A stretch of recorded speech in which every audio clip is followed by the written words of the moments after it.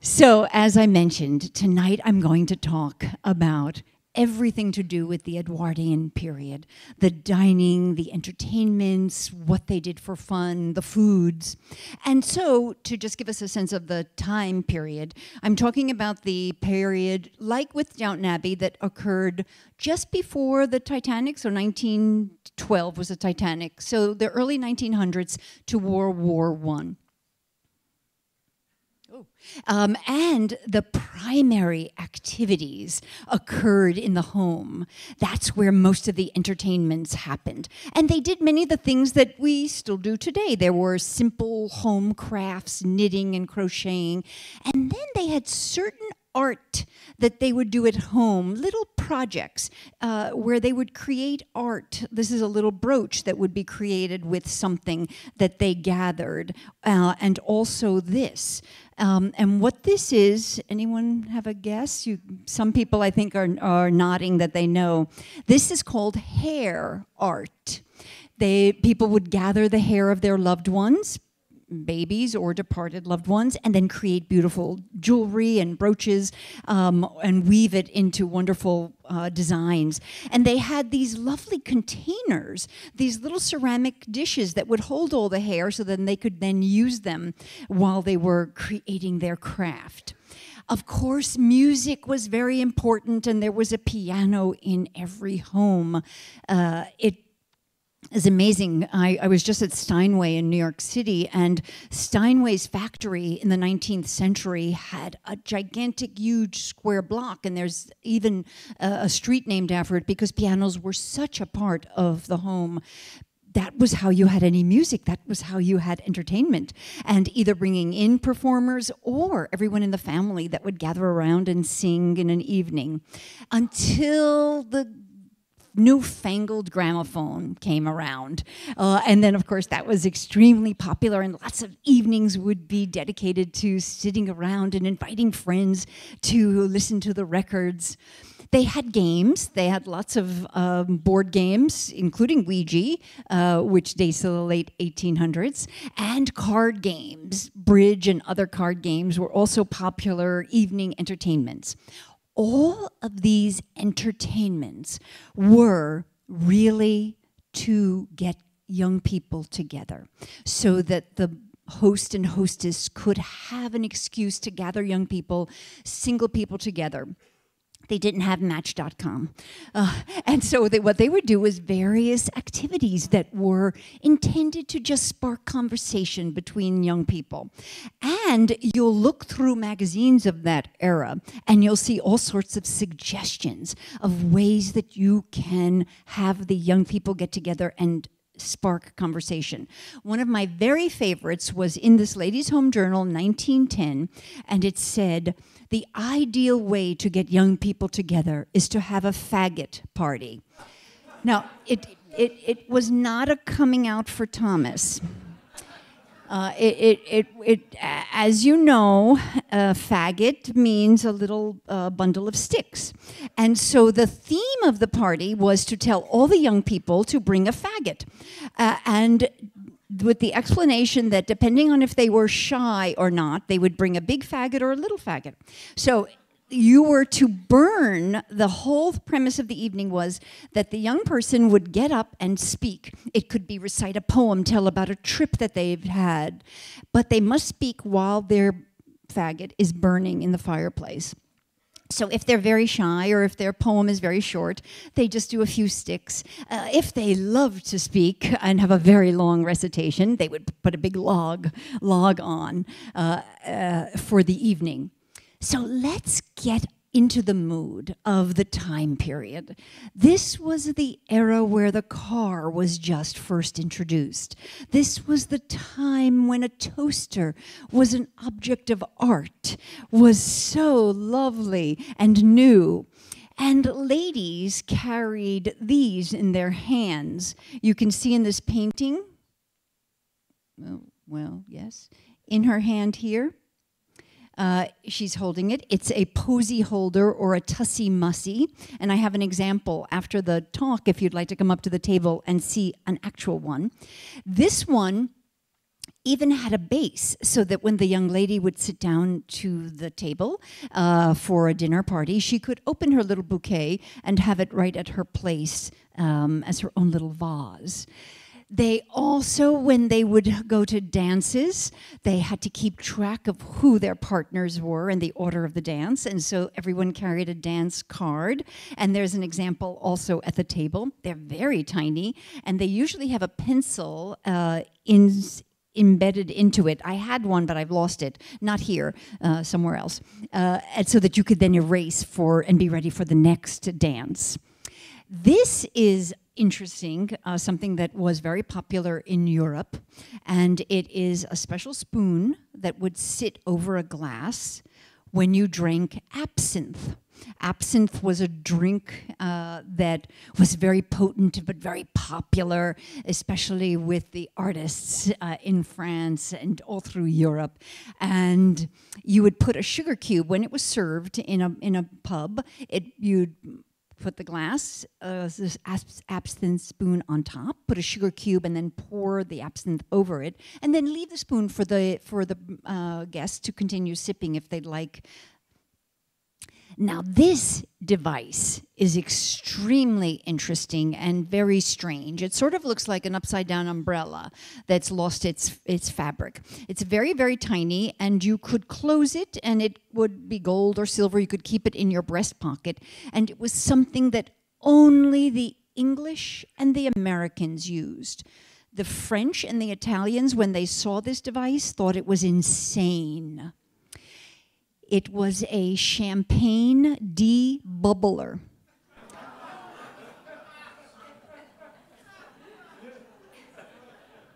You can tell from my name I'm not English or American. This was not something that I would have wanted. But they thought they were so concerned about politeness. And bubbles could perhaps make you burp.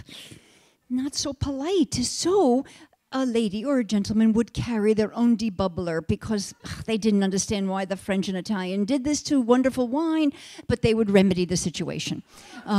This champagne debubbler was popular through the 1920s, you know, even when you'd think people got fairly sophisticated. Some things the French and the Italians shake their heads about. So many adorable little devices. I think that with the wealth and after the Industrial Revolution and, you know, you're past the Victorian era, which started to have lots and lots of objects on the table and lots of little things, something for everything. This teeny weeny one, and I've got a very tiny one, was a stamp holder. Stamps were not so common, and writing letters wasn't as common as we sort of do today. Actually, we don't even do it today anymore. These are going to come back now because of email. Back then, it was very rare to write a letter. The very wealthy would often send a messenger to someone's home to deliver a note. This way they could ensure that it was delivered. In fact, if you read some of the ladies' journals, the ladies' books on etiquette, they often would write that it was perhaps rude to mail an invitation because, after all, suppose the post went astray and the guest didn't receive the invitation and felt offended. Or worse, if you're waiting and waiting for the response and you don't know, they just thought it was just too messy. And much better to send your footman to deliver the note and wait for a reply, or their footman to return a reply. So stamps weren't so common, but they were kept in these lovely little stamp holders that could be silver, brass, and so for letter writing. And generally they were kept on what's called a chatelaine. And a chatelaine was something that would be more for the mistress of the house, not for the lady of the house, for the housekeeper. So she could keep all the things that you would need to run the household, scissors and a thimble, and it would hang on her belt so that she would just have everything at the ready, including stamps if the master tended to need a letter for some reason mailed. Now, this was also a device that was needed because of a new invention. And I think I heard some people before guessing correctly what this is. What was invented also during that period is the telephone. And so we could not ask a lady or gentleman to insert their finger into this strange device. It just wouldn't do. So they needed to create a lovely silver telephone dialer. Of course. And it didn't go over. The telephone was quite a moment of debate, of course, for those who do watch Downton Abbey, concern on this newfangled device. So with the telephone, of course, if you were going to visit, you might telephone, but the telephone was just becoming available, and so not everyone had one.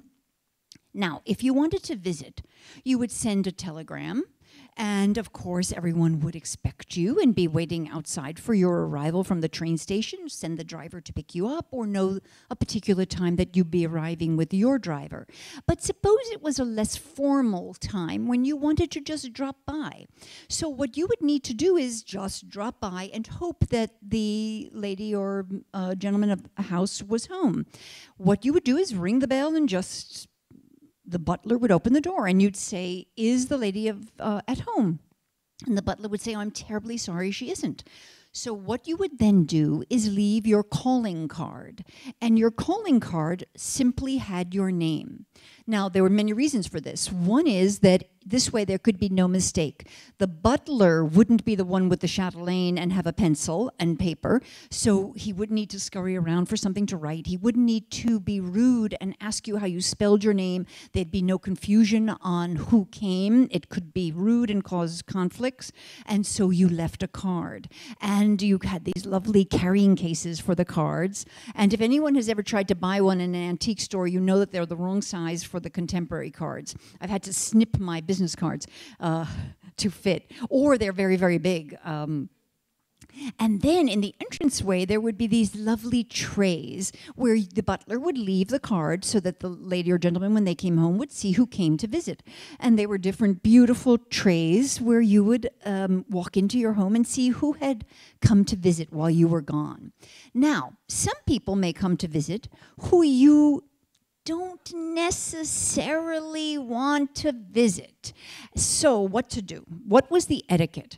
When you looked at the cards, if it was someone that you liked, you would send a note to that person saying, "I'm so sorry I missed your visit. Could you come by?" And you offer a time.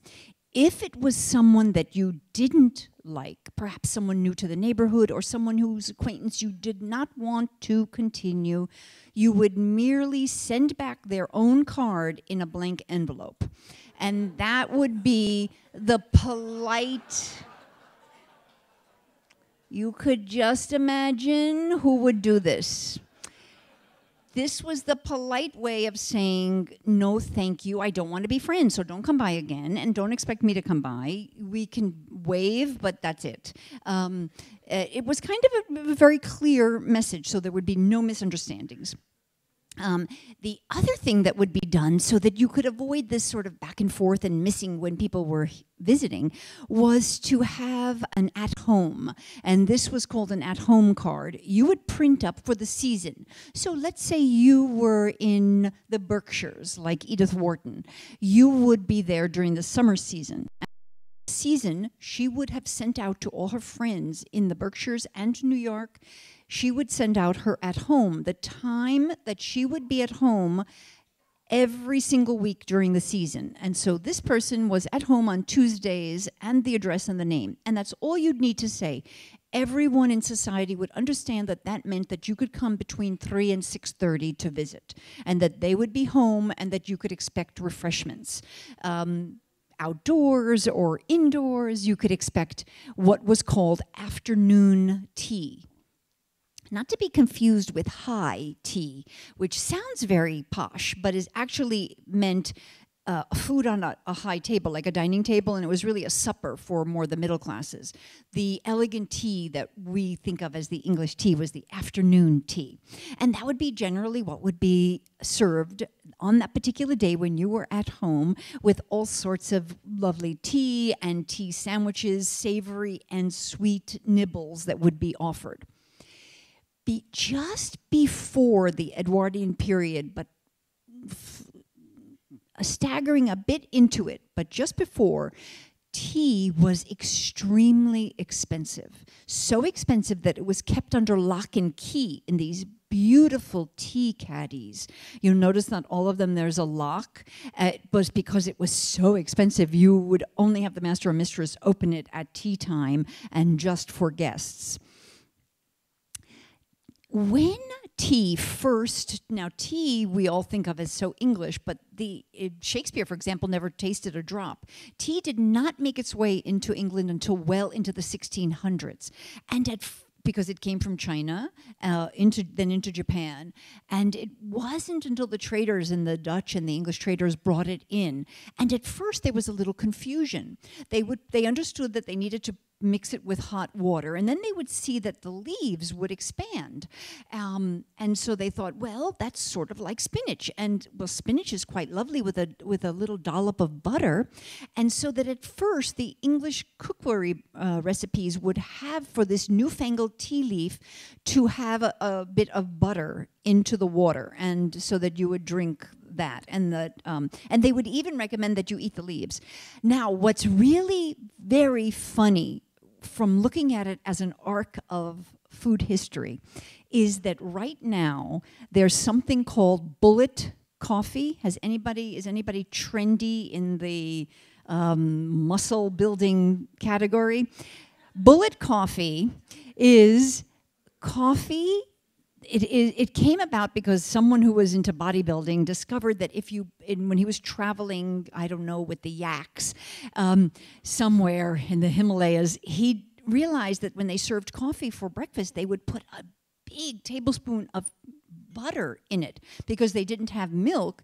And he found that when he drank this coffee with this butter, he had so much energy and he wasn't really hungry until lunchtime. And so he called it bulletproof coffee, this diet phenomenon. And so if you Google it, you'll see that there's a whole group of people that are, now it's even sold as a kit with the organic butter. Anyway, so we've come full circle. And actually the truth is, I've tried it, just plain coffee with a little butter. I hate to admit it, but it's lovely. You know, butter is very good on anything, really. Butter and bacon, butters on steak. Butter is very nice. So, but they did discontinue that spinach confusion. However, they did do another strange thing with tea through into the Edwardian period, past World War II, which was that the wealthy would, of course, be able to indulge in tea, but the poor couldn't always afford tea. And so what they would do is that there were centers in each town that would recycle tea leaves.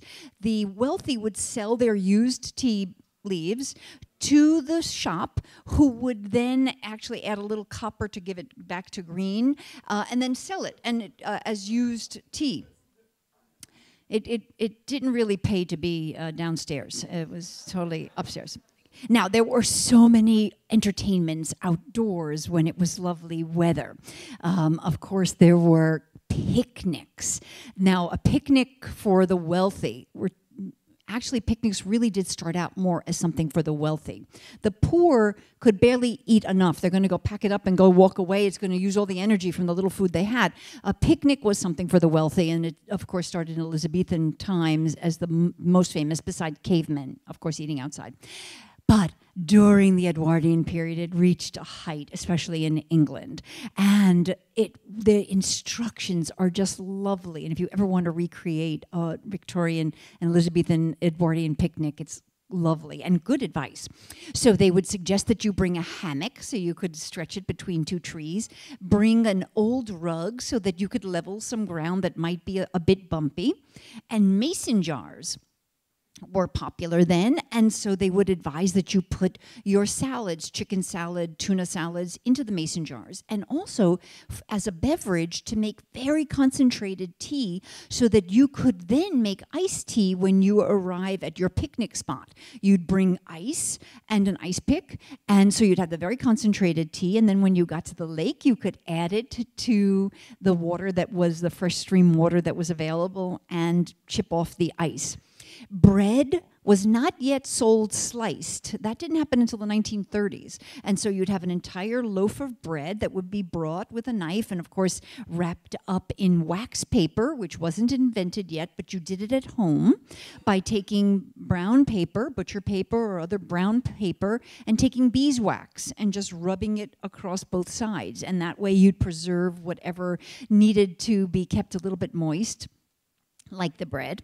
The picnic hampers, there were auctions. There's always some at auction, and they're just gorgeous. They're a wonderful walk into history to see the silverware, even the little silver salt and pepper shakers, just gorgeous because, of course, there was no paper plates. You ate on china. And often the instructions were to send your servants up ahead so that they could set up chairs and the rug and the hammock, of course. So for a party of 20 guests, you'd need at least 20 servants to set everything up.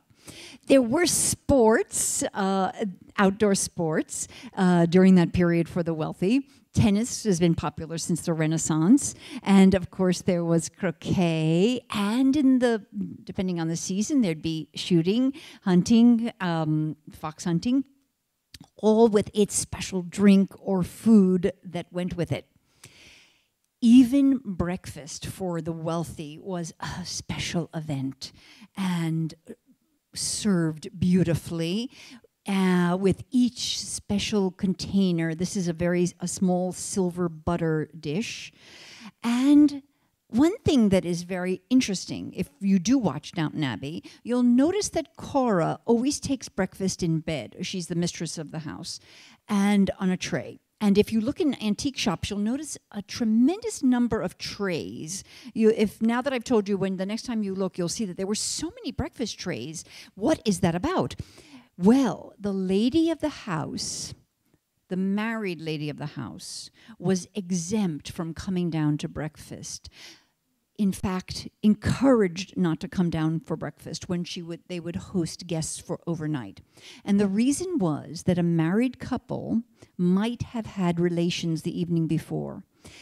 And the lady of the house needed time to recover. And so she was exempt from coming down.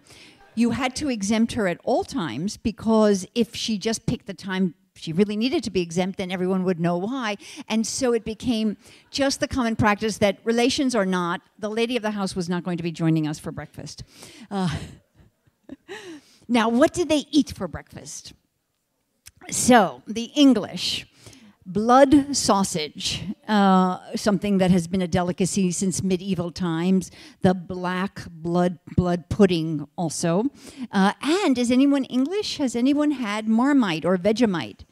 Has anyone had it twice? No, half the hands went away, because this is a definitely acquired taste. It's a yeast extract. It's very good for you, and it's brown, and you spread it on toast. And some people just adore it with beans or not, or they just love it.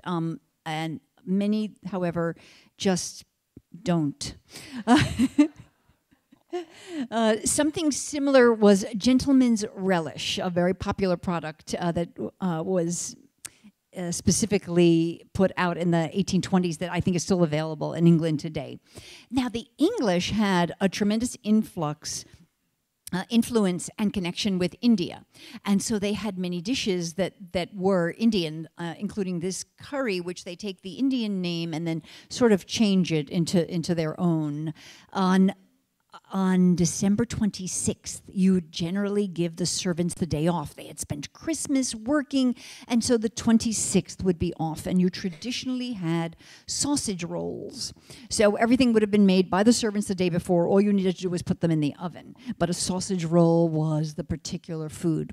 Also, on the 26th, to celebrate Queen Elizabeth I, the victory over the Armada, she would always recommend that you have a goose to commemorate.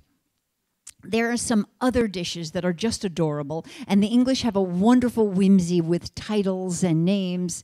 And Bubble and Squeak is a dish that's basically cooked cabbage and mashed potatoes that are cooked then together, leftovers that are then cooked together.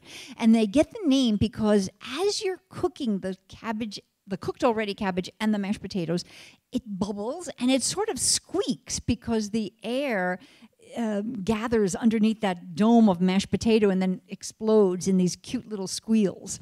And so bubble and squeak is a wonderful leftovers dish. Bangers and mash, the mashed potatoes, and bangers, the sausages, very popular in World War I. And even older, but still popular today, is toad in the hole. From the mid-1700s is the sausages in bread, so they kind of poke out. And again, they're lovely, joyful delight in naughty names for foods. Spotted Dick, it's a long, round dessert loaf, and the little spots are little currants. And there's squashed fly cake with other names. Again, currants being very popular since medieval time in English sweets. And Gooseberry Foole, but fool meaning because it was so simple, even a fool could make it, that was the word for a simple pudding. One of my favorites, popular still today, is Stargazey Pie. It's a fish pie where you purposefully have the little heads of the fish poking up.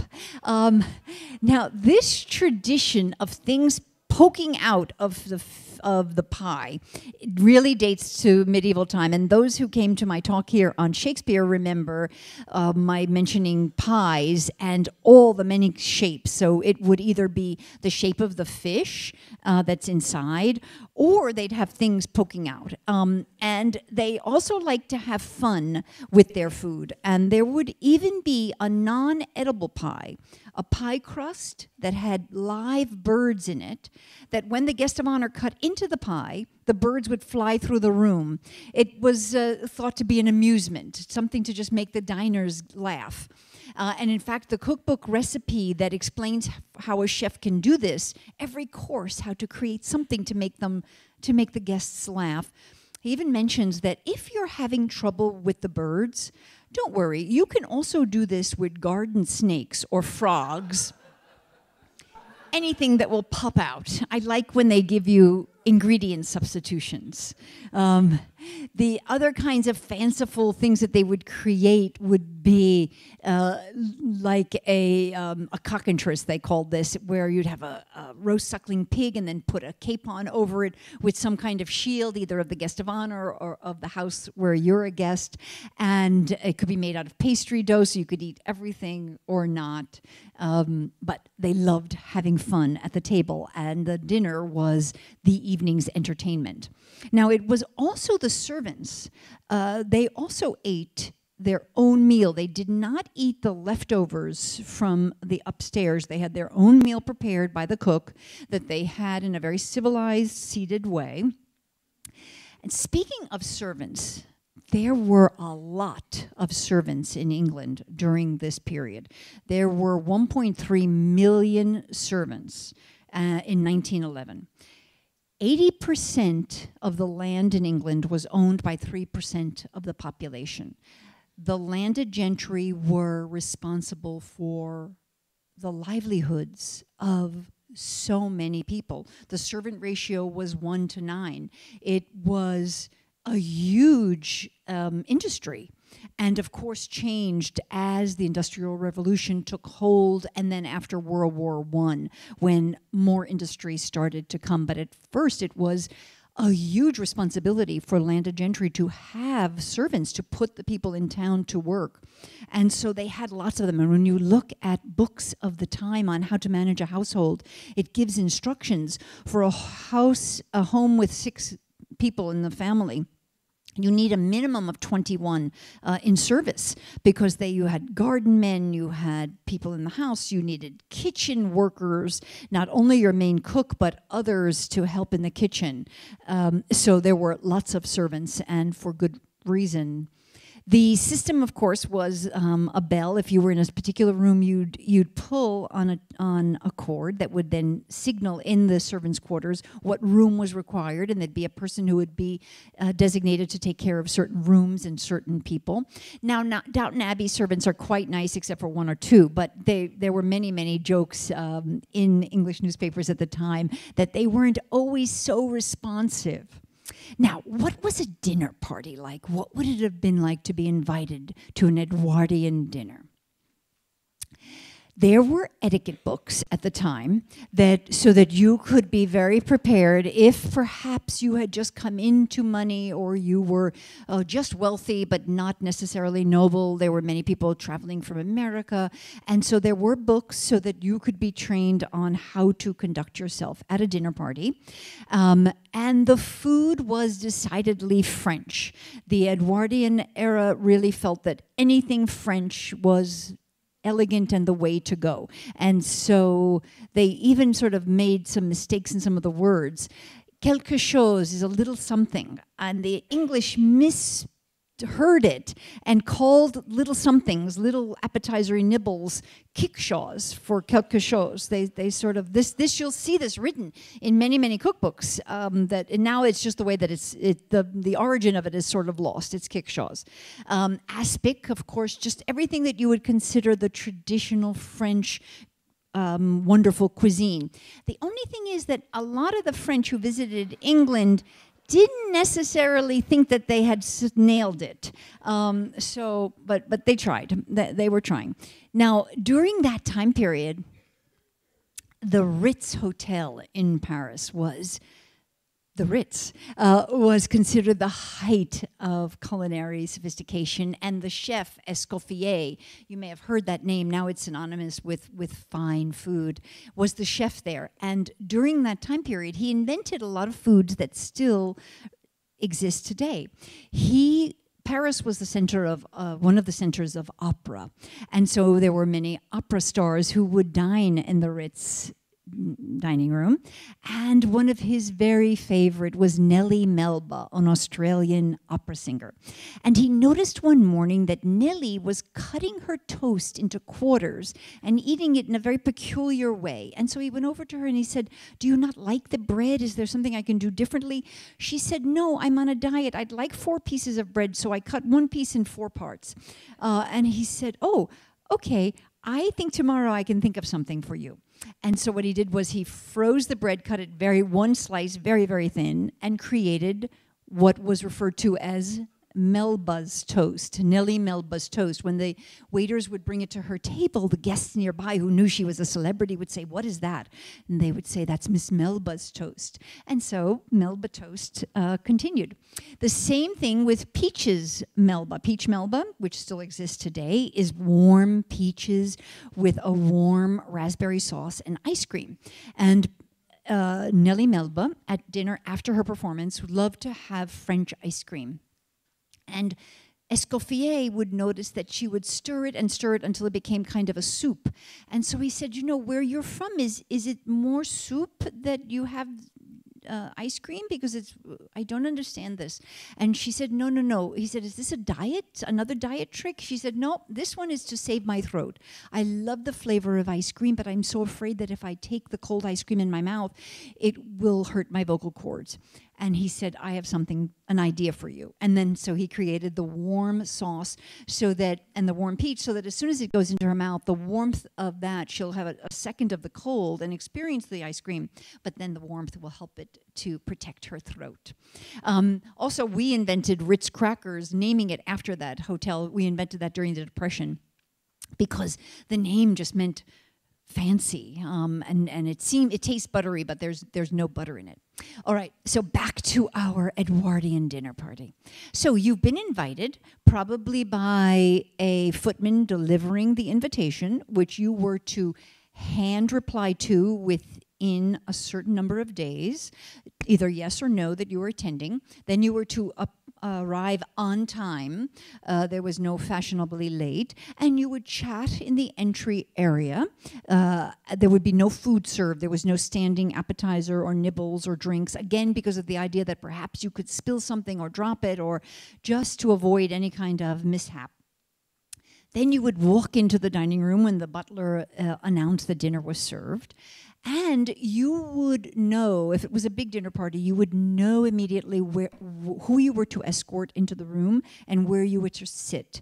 As a gentleman, you would have left your hat and coat in the coat room, and there would be a little envelope with your name and the name of the lady, not your wife, but the lady that evening that you were to escort to the table. And there'd be a little L or an R, left or right, to just indicate which side of the table. The reason you didn't escort your wife, and the reason you would never seat a wife near a husband, was, again, husbands and wives have relations. And they may be touching, and there may be something that just would make other people uncomfortable that would be going on. And so just to avoid the entire topic, let's just seat them far away from each other. Then there can't be anything that could be upsetting to anyone else. Now, of course, the table was properly set literally with measuring inches and millimeters.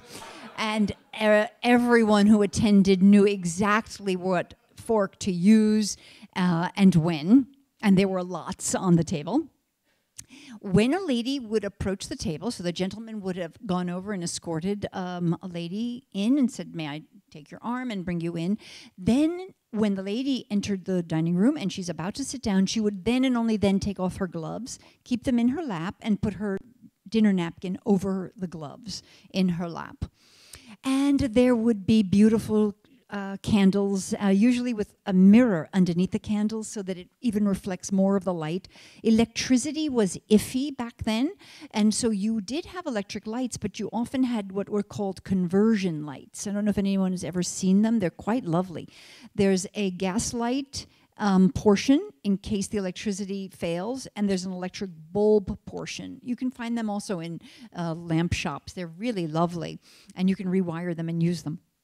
But they would put a mirror underneath. There would also be generally a white tablecloth. Colored cloths were only considered to be for children or something festive or just ladies getting together. Colored cloths were not popular yet for general dinner parties.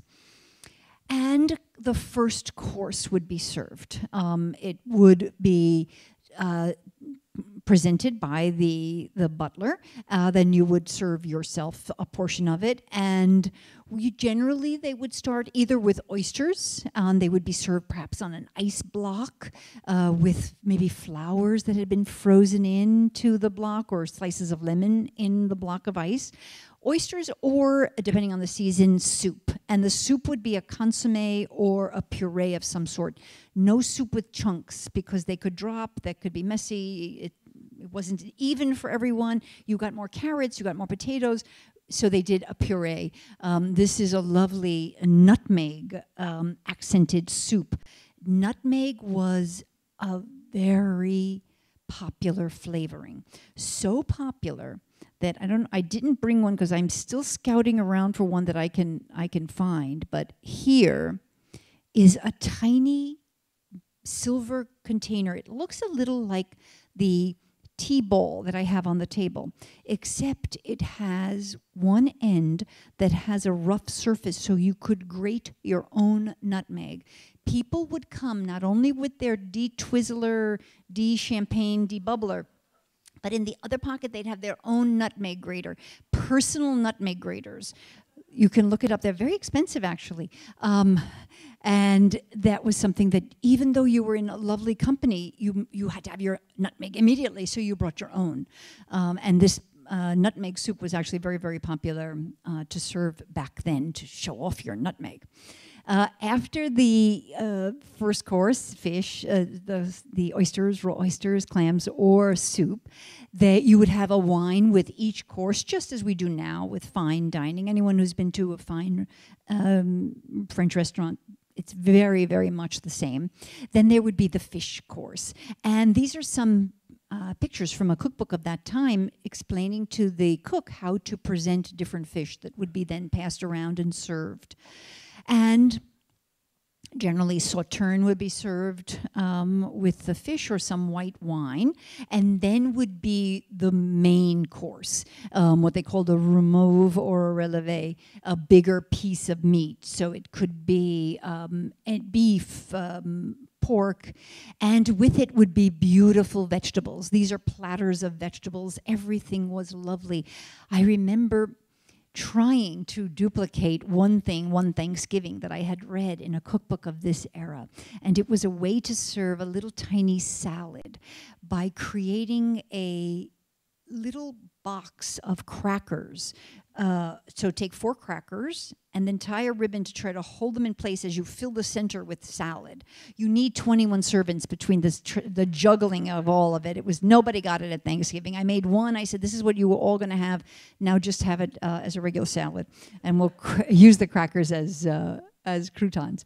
But the salad, the vegetables were not just put in a pile. They were often, asparagus would have a little ring of lemon holding the bundle together, tied with different leaves, and conversation.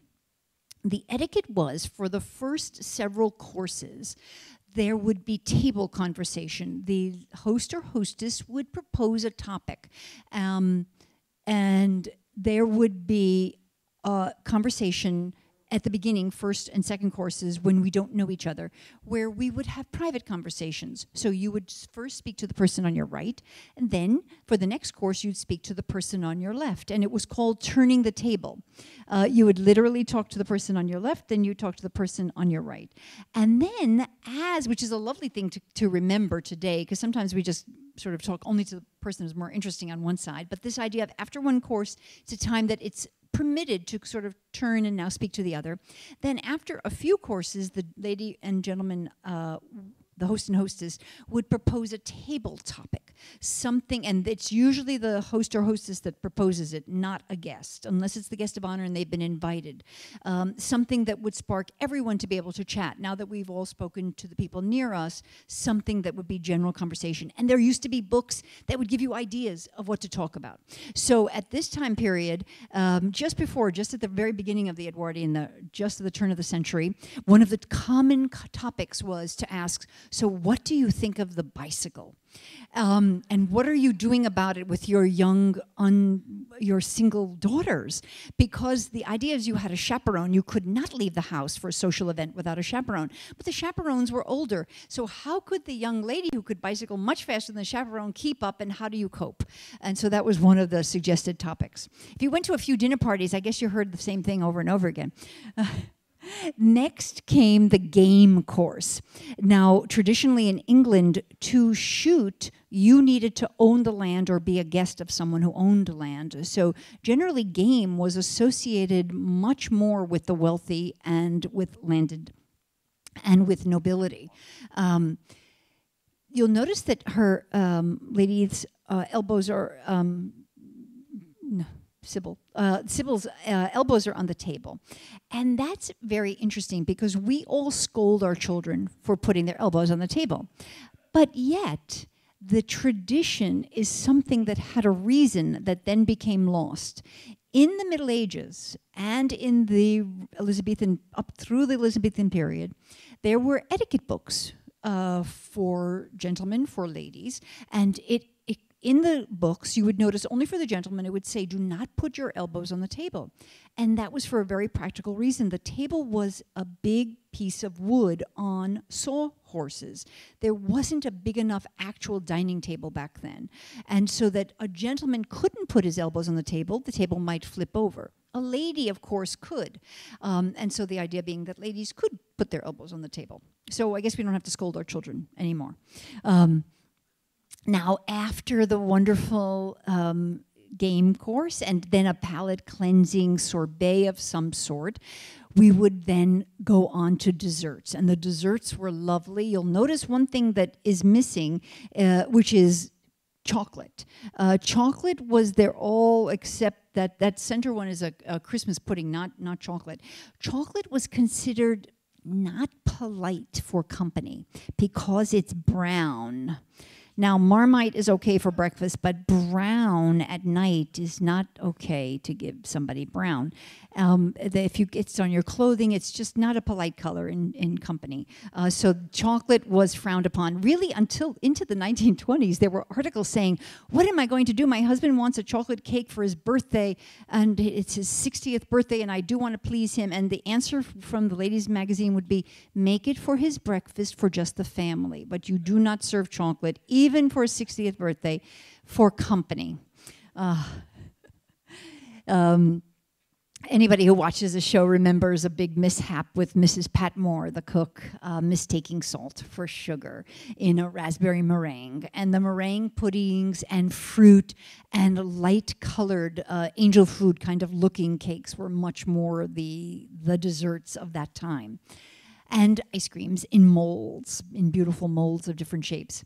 So then after you'd had ice cream, the hostess would invite the ladies. She'd rise and she'd invite all the ladies to go into the drawing room, to leave the gentlemen alone at the table so they could smoke cigars and have cordials. Or no, they'd have whiskey, and the ladies would have cordials, and the gentlemen would talk politics and smoke, and then they would join the ladies in the drawing room, where a coffee would be served after dinner, and where then there could be some after dinner games, like that faggot party idea. That could have been after dinner too.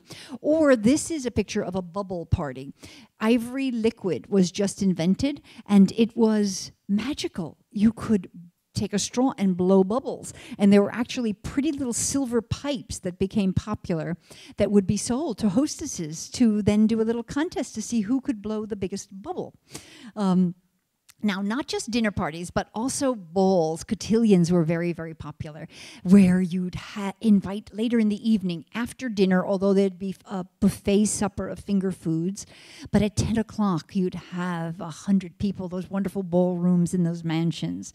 And they even had a servants' ball once a year, where the servants would be invited and staff from another home would come to work, and they would have a chance to enjoy the evening in the manor and have a night out. When you went to a ball, the idea was you were invited because you were all mutual friends. I've invited you all. And so you'd think that you could ask the lady for a dance, but that wasn't the etiquette. The etiquette was that if there was a lady present, you needed to come to the host, and if you didn't know her, you needed to be formally introduced before you could ask her to dance. So you'd come to the host and you'd say, could you please present me to that lovely lady there? He'd walk over, he'd introduce you. She would then dance with you, depending what order in her dance card. And then the etiquette was that the next day, or the next time she sees you in the street, she has the option of nodding in acknowledging your wave or your tipping of the hat, or pretending that she didn't see you. And that was the way that she communicated with you, just like returning the card. The polite way that she would give you the message that she's not interested, so that if you meet her again at a party, you need to be reintroduced to ask her to dance. So this all I'm thinking is, if anybody who's nearsighted is never going to get married, because the poor man is tipping his hat, you don't see it, you're not nodding, he thinks you don't want to know anything, and so I don't know how there's anybody nearsighted that has survived in England. A very funny ball theme was to give every male guest a hat pin and give every unmarried lady a balloon. And the idea was that the men were to stand in a big circle, and the ladies in the center, and the ladies were to go near everyone, and literally, quote unquote, it said, try to avoid being stuck by the prick. I had to get the wording exactly right. And so the idea would, you try to avoid the hat pin, but if he did burst your balloon, then you would have to give him a dance. Things were very easy, and they had hats back then. So This, for those who do watch the show, this is the last season. So we can't have any more people dying. This is an in-joke. For those who don't watch the show, in the beginning, we had some major characters didn't want to be on the show, so we had to sort of create a story of where they went. So I think this is a good point for me to pause to take any questions that you might have. If you don't have questions, I will go on and bring us into a little bit the 1920s. So you can think for a second, but if you don't have any questions, I will keep going into a little bit past the Edwardian. What happened next with food and with entertaining? If you do think of a question as I'm chatting, feel free to raise your hand and I'll stop. But otherwise, I'll keep going into the continuation of the next era. So, after the Edwardian is really the 1900 to World War I. But then after World War I, in the 20s, what happened? Women got the right to vote. Flappers, a more streamlined dress became popular, and there was something called flapper pudding, flapper cake, flapper salad. That was a kind of shorthand meaning it's so easy. Even a silly, stupid flapper could make it. And so they weren't held in the highest esteem. And recipes that were extremely simple were called flapper whatever. Now, canned food. The material for the metal was needed for World War I, and so cans, even though the technology existed, sort of disappeared for 10 years, and then it was reintroduced in the 20s, and it of course afforded us the opportunity to have out-of-season foods that were more exotic, that couldn't arrive in time. And one of the charming things is to ever look at a menu from a menu collection. I saw recently one from New York City restaurants, and the Plaza Hotel, a beautiful hotel at the turn of the century, had for the menu fresh spring peas, 50 cents, canned peas, 90 cents. So the canned peas, and then it went on for asparagus and other vegetables, depending on when the season was, so that the canned was actually such a novelty that they charged more for it. The cans, one of the most popular foods in a can in the 20s was canned pineapple. Canned pineapple can kind of be iffy when it's ripe, when it's not. It's hard to open, but canned pineapple is sort of always perfect.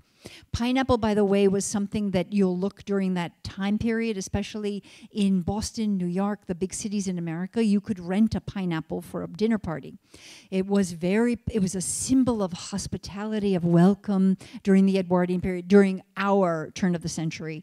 And they had available from your grocer a pineapple so you could put it as a centerpiece and rent it for the night, and then you'd return it and he could sell it. I mean, a pineapple can last a good week or more. And then finally, he'd sell it to someone wealthy. And of course, in the 1920s, because of the development of the canned pineapple, and the perfect circle, there were hundreds of recipes with this perfect circle, including pineapple upside-down cake and all sorts of pineapple salads. Iceberg lettuce, an American creation from being able to ship for the first time across the country from California to New York in a cold train car, the iceberg lettuce. And Caesar salad was invented in the 20s. It was invented in Tijuana, Mexico. We had Prohibition, and so when the tycoons from Hollywood, the directors and the stars, wanted to have a dinner out where they could celebrate with wine and spirits, they went just south of the border where it was legal, and they descended on this one Italian restaurant, even though it was in Mexico, and they stayed 2 days. And on Sunday, the chef said, "I'm sorry, there is no more food. I have a bit of a rind of a Parmesan, some stale bread, some lettuce. That's it. I have 2 eggs, raw eggs. I have nothing."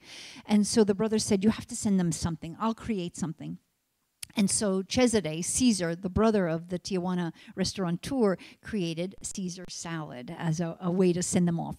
The other fun salad of that time period was 3 peas. Peas, pickles, and peanuts. peas, pickles, peanuts, which actually sounds crazy together, but is delicious because the savory and the sweet and the tart, it's really delicious. Then a little bit unfortunate, and I guess I'm going to end on this, is the many, many Jell-O salads. This comes out of that aspic idea, but this is now we're talking about more America, where we want to have that idea of the elegance, but we want it to be more democratic, so everyone can have it. So instead of having to boil a hoof of a calf, you can just get a package of Jell-O and you can make an aspic. And so they made all sorts of salads that they called perfection salad, because you could slice it and everybody had the same sort of lump of salad. And of course, sandwiches were really, really big. But I think I'm going to leave us on the amazing Jell-O salads. I hope we're not having one tonight, but we never know. I give this lecture around the country, and there are some cities where actually it's very unfortunate. It was the first course. It's very popular. There's also, I don't know if I have this picture here, but there's sandwiches were very popular in the 20s, and they had these thimble cut out sandwiches, and they had the sandwich loaf. Has anybody ever had a sandwich loaf? It's anybody from the South here? So it's not a Northeast kind of thing, but it's a sandwich. It's bread that you cut horizontally and you fill with whatever, tuna salad, chickens, whatever you want. And then you coat it with fluffy mayonnaise or whipped cream cheese. So it kind of looks like a cake. It's sort of like a trompe l'oeil. Again, I also often have to be very careful what part of the country I end my talk on this, because in the North, everybody giggles at this, and in the South, they say this was what we are going to have for lunch. So I want to thank you so much for, again, being such a wonderful, wonderful audience. It was a delight.